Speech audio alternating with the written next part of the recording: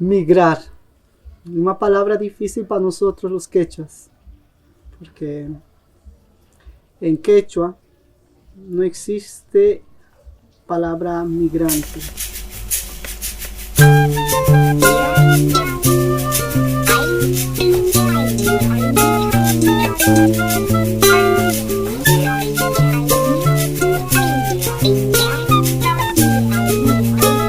Migrar é direito, né? Então, assim, para mim, hoje em dia, a defesa de qualquer tipo de mobilidade humana, como direito humano, é primordial.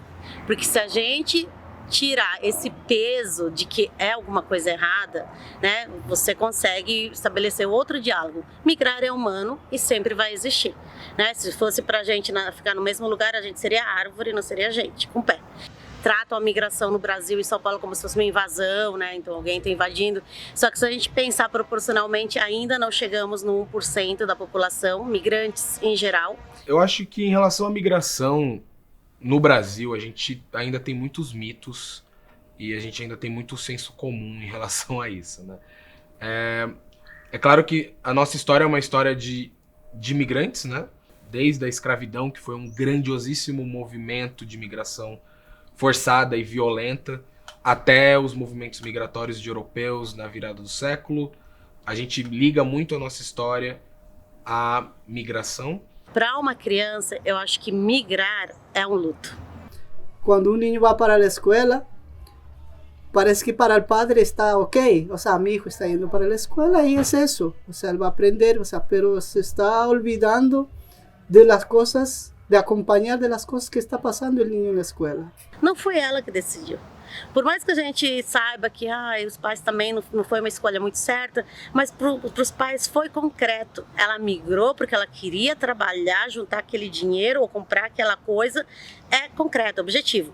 Para a criança não. Ela não queria. Ela nem sabia que o pai queria aquilo, né? Então, assim, para mim, o processo de migração para uma criança é um tipo de luto e acho que isso tem que ser respeitado e tem que ser acolhido como tal dentro de todos os espaços, tanto na escola como na família, né?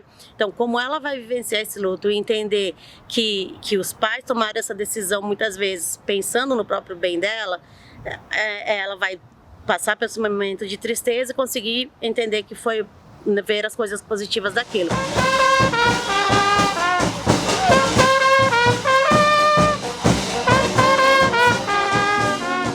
O Projeto Canicas é um projeto de prevenção de trabalho infantil nas escolas, da rede pública, focado na comunidade imigrante que trabalha na indústria têxtil.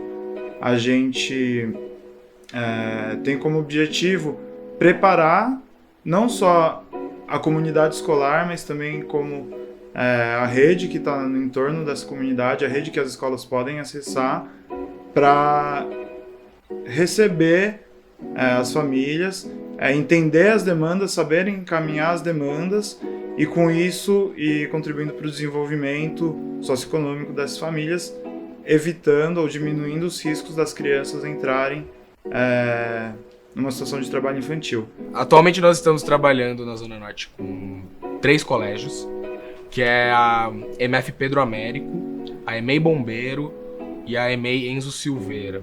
Né? Todos ali na região da Casa Verde, do Parque Peruche, né? Todos também relativamente próximos e todos com uma presença muito forte de famílias migrantes, de alunos matriculados que são migrantes ou filhos de migrantes. Né?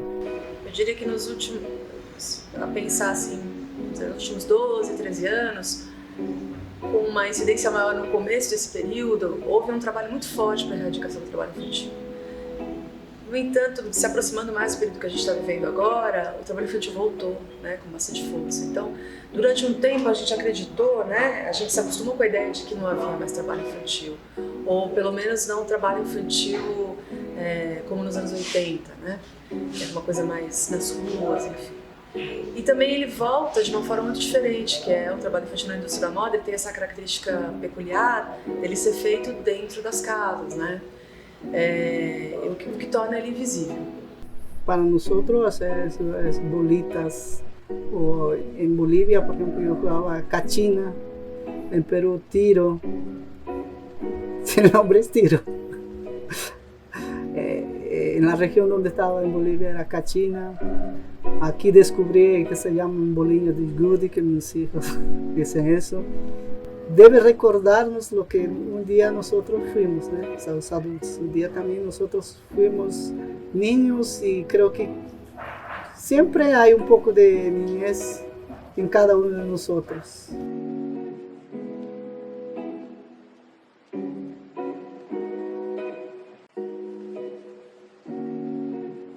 Crianças, por exemplo, que iam para a escola de manhã e que já estavam quase no seu terceiro turno de dia, porque na verdade elas tinham acordado às 2 da madrugada com os pais, tinham vindo aqui na feirinha, uma perua tinha pegado eles na feirinha para levar de volta para a escola do bairro. Então, às 9 da manhã, quando elas saíam para o intervalo, elas já estavam meio que na ativa já há 8 horas, desde as 2 da manhã. Né? Então, assim, o que a gente começou a perceber, por exemplo, várias professoras falando assim, porque as crianças nas bolivianas são meio sujas. Como você estaria depois de 8 horas de trabalho? Né? Só não estaria cheirando a lavanda, com certeza. Enquanto o aluno está ali na escola, mesmo que ele esteja dormindo, é possível você trazer um resgate, você propor atividades mais interessantes para que ele possa interagir, para que ele possa se envolver, né? Estimular ele a ficar acordado. Agora, quando tem o processo de evasão escolar, realmente a escola ela sente que ela perdeu, né, para esse jogo capitalista tão sujo e tão nefasto, né, da exploração do trabalhador. E isso é muito fácil você ver através dos números das escolas. Uma das escolas que eu pesquisei na minha investigação, ela me apresentou a quantidade de alunos imigrantes que ela tem matriculados no ano de 2019. E aí, por exemplo, do primeiro até o 5º ano você tem uma grande quantidade. Na medida que vai chegando o 6º, 7º, 8º, vai diminuindo a quantidade de alunos. No 9º ano, você chega a ter 1 ou 2 só por sala. Então, aí eu conversei com a diretora da escola, eu falei assim, a senhora atribui, o que acontece? Né? A que a senhora atribui essa diminuição de aluno? Né? Porque é um afunilamento. No Fundamental 1 você tem a sala cheia, né, de imigrantes e vai chegando no 9º ano, que é a etapa final, onde ele vai concluir isso no Fundamental, você tem 1, 2, 3 concluindo os 9º anos. E aí ela falou, Dri, eu acho que é por conta do trabalho, porque eles vão fazendo os 12, 13 anos, vai ficando mais intensa essa superexploração do trabalho. Ele não é uma criança, ele não é um adolescente, ele é mão de obra. E aí a escola ela vai ficar em segundo plano. Por quê? Porque aquela família precisa comer. Então, quanto mais mãos trabalhando ali na máquina de costura, garantia de mais dinheiro para alimentar a família. Logo no começo do projeto, a gente recebeu, por exemplo, de uma das escolas que a gente atende, um caso de uma criança migrante que havia se machucado em uma oficina de costura e ela infelizmente veio a perder a visão. Ela teve um ferimento muito grave e acabou ficando com essa sequela, né, que é uma sequela resultado das condições de vida em que ela vivia, resultado das condições de trabalho em que a sua família está inserida. Esse é um caso. E aí a professora que não teve essa formação, nem na graduação, que não participou dessa discussão, estando no sistema de ensino, ela vai olhar para aquele aluno que não olha nos olhos. Aquele aluno que não se comunica, aquele aluno que responde olhando para baixo, que tem movimentos repetitivos, ela vai identificar aquilo como sendo uma criança autista, né? Quando, na verdade, você tem uma barreira de comunicação que seria a língua. Ou então, um outro sistema de valores civilizatórios que não é o nosso. O trabalho infantil está cercado de mitos, né? De que ele afasta a criança da criminalidade, de que ele é uma forma da criança poder ter uma mobilidade social ascendente, né? Então, para a criança melhorar de vida, ela tem que aprender a trabalhar desde cedo. Enfim, isso são mitos, porque na verdade o que garante que a criança esteja protegida, que a criança tenha como, enfim, ascender socialmente, sim, buscar melhores condições de vida, para ela, na verdade, é a educação. Muitas vezes, cuidar ao irmãzinho, né?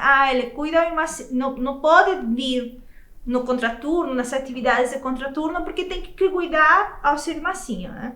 Então, isso é olhado como uma ajuda, ele tem que ajudar em casa, né? Então, são essas coisas, essas pequenas sutilezas que nós tentamos trazer para fazer questionamento, né? Ele que poderia estar fazendo para ele, né? Para seu desenvolvimento. Com professores e servidores, nós temos trabalhado principalmente a formação. Então a gente leva até eles temas da interculturalidade, temas contemporâneos da migração no Brasil e no mundo,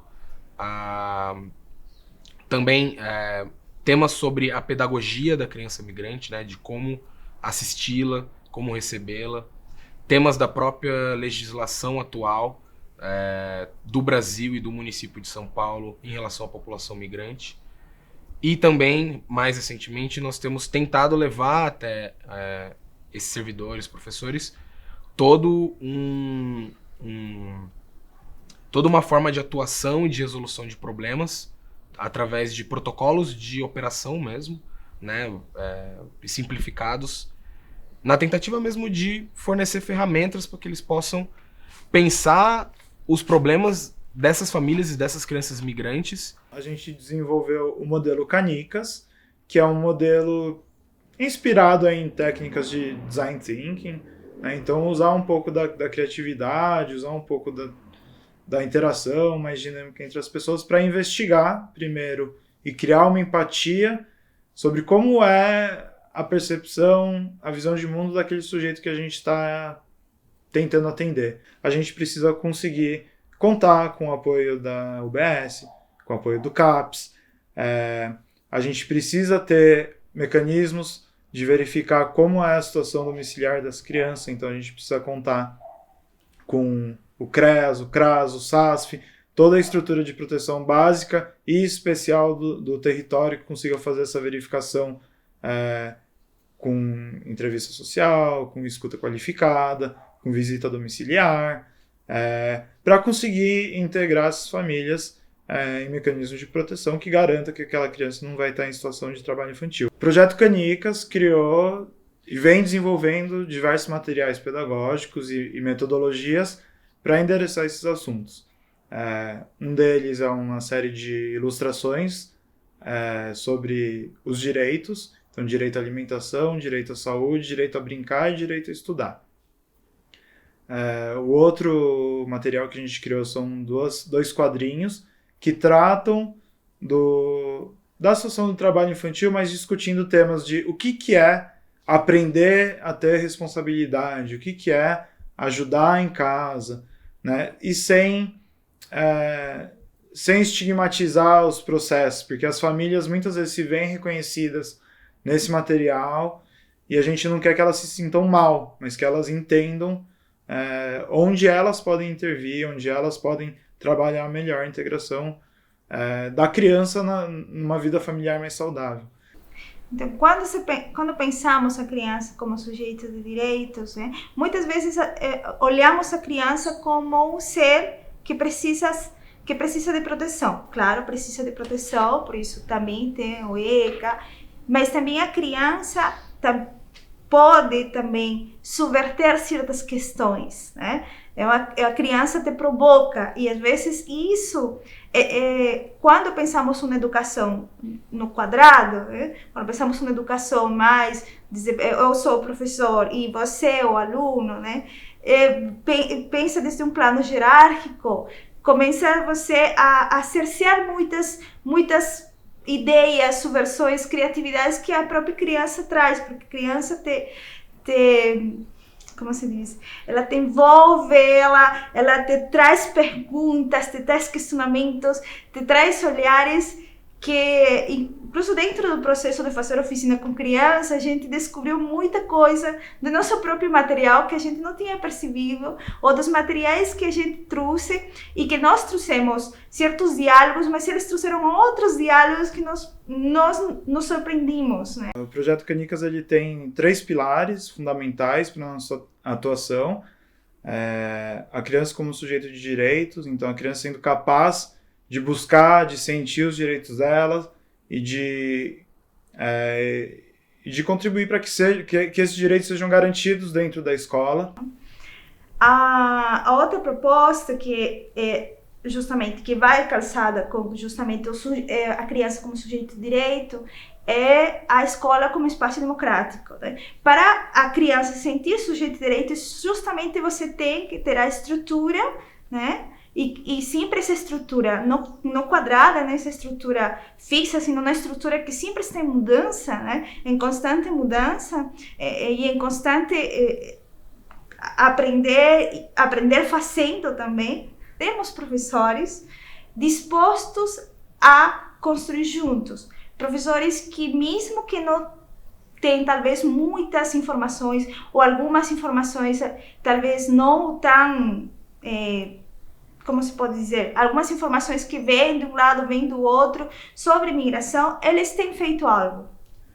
Então, isso fala também desse espaço do cotidiano do próprio professor e da própria comunidade dos gestores que estão dispostos a, mesmo não tendo tão próximo instituições públicas, porque na Zona Norte que a gente faz essas oficinas e faz essas intervenções, eles, mesmo não tendo tão próximos essas instituições que trabalham com migração, eles têm feito algumas coisas, algumas trabalhos em relação à migração, né? Então, isso fala desse espaço democrático, de querer acercar a comunidade, de querer saber de como eles acolher e como eles também trabalhar desde um plano que eles consigam ouvir as famílias, consigam ouvir as próprias crianças, né? É importante que a gente pense a cultura, né? A gente já, hoje em dia, consegue imaginar a cultura sempre como uma coisa muito dinâmica, mas ainda assim há uma percepção muito comum da cultura como algo etéreo, né? Algo que existe por si só e longe de nós, quase que descolado, né?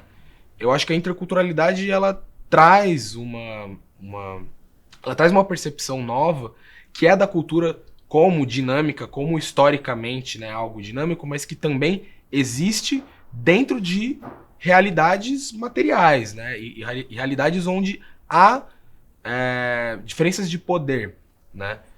As culturas, elas existem em contato umas com as outras, e esse contato ele é sempre assimétrico. Eu acho que a interculturalidade, ela traz esse olhar que ele é muito importante, né? Principalmente para a gente pensar a migração no século XXI, né? E pensar também, por exemplo, a inserção do aluno migrante na escola. Trazer elementos que possa não somente questionar o fazer educativo, sino também o fazer da vivência pessoal, social da criança, é inevitável. Ou seja, a criança não somente vai dizer, eu quero desenhar, não sei, o que você me fala, mas eu também quero saber como isto me ajuda a pensar também o que aconteceu com minha mãe, o que aconteceu com meu pai, o que está acontecendo com meus irmãos. Então, traz elementos para questionar o cotidiano. Então, eu acho que isso foi a aprendizagem também. Num geral, o trabalho de direitos humanos, ele é um trabalho que tem estado sob ataque no Brasil e no mundo como um todo, mas a gente encontra uma realidade muito diferente, acho que dá uma esperança quando a gente chega na escola, né, que a escola ela é muito receptiva para esse debate, os professores, gestores, educadores no geral, são uma categoria muito mobilizada, muito sensível, que fortalece um pouco assim a nossa visão, né? Fortalece a nossa disposição de estar lá construindo aquilo com aquelas pessoas. É um espaço, parece que as escolas são um espaço de segurança mesmo.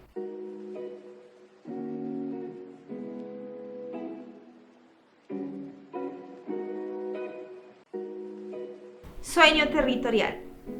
¿Estoy aquí? No, no estoy. Estoy y no estoy. Porque cuando quiero estar, ellos me dicen que no debo estar, que no soy de aquí.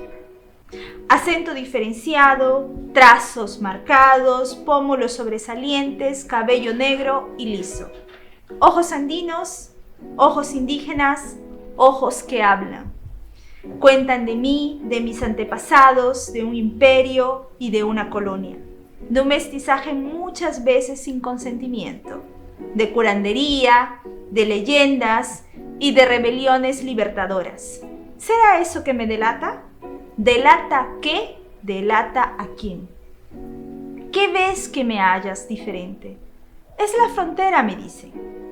¿Qué frontera es esa? Porque si miro arriba, el cielo sigue siendo cielo. Y si miro abajo, la tierra sigue siendo tierra. Y nosotros seguimos siendo humanos. Dime, ¿qué fronteras son esas? ¿Qué crearon, que creíste de su existencia? Aquellos que te lo repitieron una y otra vez y la aceptaste bajo el escritorio social de leyes y normas. Aquellas que te llaman de extranjera, que te tratan de extranjera. Extranjera, una posición, una imposición. Palabra que integra y desintegra, que detiene sueños de un libre tránsito, de un territorio para todas y todos. Y este sueño territorial, de un territorio libre y sin fronteras, sin normas que esclavizan vidas, aclama y exige que tal vez un día, en el mismo cielo y bajo la misma tierra, nosotros seguiremos siendo, sintiéndonos y tratándonos más humanos.